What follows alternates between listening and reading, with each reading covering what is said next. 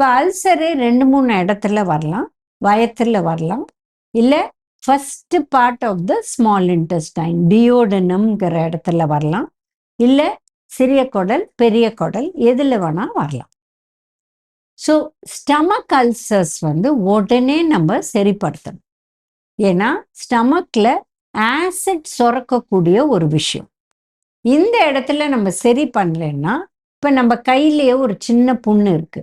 இப்போ டெய்லி நம்ம புளி கரைச்சா அந்த புண்ணு ஆறுறதுக்கு நாள் ஆகும். அதே மாதிரி ஸ்டமக்ல நம்ம வயத்துல ரெகுலரா ஆசிட் சுரக்கக்கூடிய ஒரு இடம். அதனால இதை கான்சென்ட்ரேட் பண்ணி நம்ம உடனே அதை சரி பண்ணணும்.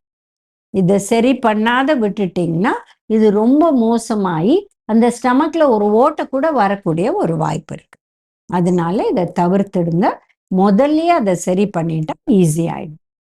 அதே மாதிரி இந்த டியோடனம், அதாவது அந்த ஸ்டமக்கும் சிறிய குடலும் சேர்ற இடம் தான் டியோடனம்.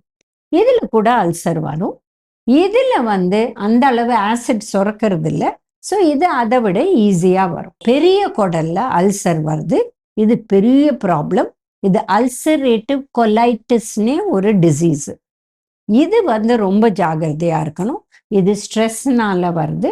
இது வந்துடுச்சுன்னா நம்ம அதை கண்ட்ரோல் பண்ணி சரி பண்ணிக்கணும்.